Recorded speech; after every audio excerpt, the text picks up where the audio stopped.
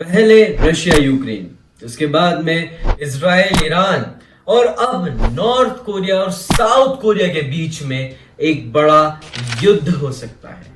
नमस्कार and warm welcome from Exactize team. मैं हूं दीपक एंड आज के वीडियो में हम यही चर्चा करने वाले हैं कि ईरान, इजराइल और रशिया यूक्रेन के बाद में ऐसी क्या दिक्कत आन पड़ी कि नॉर्थ कोरिया और साउथ कोरिया के बीच में युद्ध हो सकता है। देखिए, मैं ज्यादा डीप में जाने वालों में से हूं नहीं, कोई आवश्यकता है भी नहीं, लेकिन मैं आज आपको सिर्फ मोटा मोटा ये बताऊंगा कि आखिर अभी ही क्यों नॉर्थ कोरिया और साउथ कोरिया के बीच में युद्ध बिल्कुल हो सकता है। देखिए, ये तो हम सभी जानते हैं कि नॉर्थ कोरिया और साउथ कोरिया के बीच में काफी क्लेश है, काफी ज्यादा टकरार है और दोनों ही देशों में बनती नहीं है आपस में, लेकिन युद्ध फिर भी नहीं।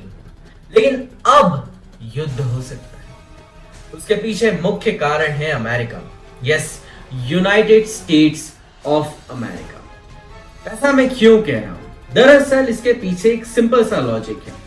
जब भी नॉर्थ कोरिया और साउथ कोरिया के बीच में कुछ बड़ी लड़ाइयां होने के चांसेस होते थे, साउथ कोरिया के पीछे यूएस खड़ा हो जाता एंड नॉर्थ कोरिया के पास अब जाके रशियन सपोर्ट बहुत ज्यादा प्रेवलेंट है। क्यों? क्योंकि रशिया और नॉर्थ कोरिया के बीच में हाल ही में एक पैक्ट साइन हुआ था, जिसके तहत अगर रशिया पे अटैक होगा तो नॉर्थ कोरिया उसकी हेल्प करेगा और नॉर्थ कोरिया पे अगर अटैक होगा तो रशिया डायरेक्टली उसकी हेल्प करेगा। ऐसे में अब रशिया तो नॉर्थ कोरिया की कहीं ना कहीं हेल्प जरूर कर सकता है, लेकिन चूंकि इजराइल के लिए यूएस अपना सपोर्ट दिखा रहा है, यूक्रेन के लिए भी अपना सपोर्ट दिखा रहा है, तो काफी सपोर्ट यूएस का बटा हुआ है, जिसकी वजह से अभी साउथ कोरिया के लिए यूएस सपोर्ट पूरी तरीके से नहीं आ सकता। यही एक समय है नॉर्थ कोरिया के लिए साउथ कोरिया पर अटैक करने का। देखिए, आप कहेंगे कि यार आप तो इतनी इजीली ये बात कह रहे हो, लेकिन अगर नॉर्थ कोरिया के पर्सपेक्टिव से सोचा जाए ये एक गोल्डन अपॉर्चुनिटी है।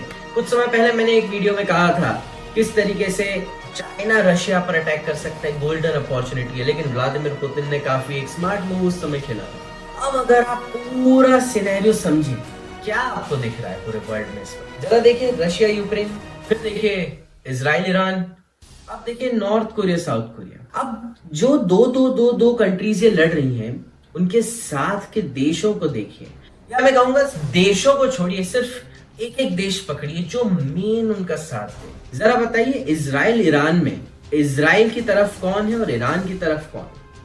इजराइल को सपोर्ट यूएस कर रहा है, ईरान को सपोर्ट रशिया का। रशिया यूक्रेन में तो डायरेक्टली कॉन्फ्लिक्ट हो रहा है, लेकिन यूक्रेन को सपोर्ट कौन कर रहा है?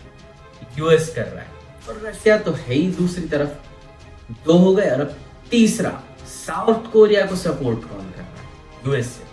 और नॉर्थ कोरिया को सपोर्ट कौन कर रहा है? रशिया। तो ये कोल्ड वॉर से चली आ रही इनकी लड़ाई आज पूरे विश्व में जितनी भी लड़ाइयां हो रही हैं, उनके पीछे ये दो ही देश प्रेवलेंट है, यूएसए एंड रशिया।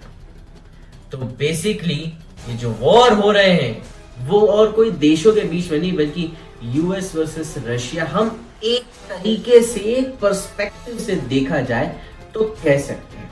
वैसे तो इंडिविजुअल ये युद्ध हैं, इनके अपने अपने मसले हैं, लेकिन उसके बावजूद मैं कहूंगा कि पीछे जो मेन सपोर्ट का काम कर रहे हैं वो यही दो देश हैं। आपके क्या विचार है मुझे कमेंट सेक्शन में बताइए, और ऐसी इंटरेस्टिंग वीडियोस के लिए कीप फॉलोइंग एक्सेक्टाइज।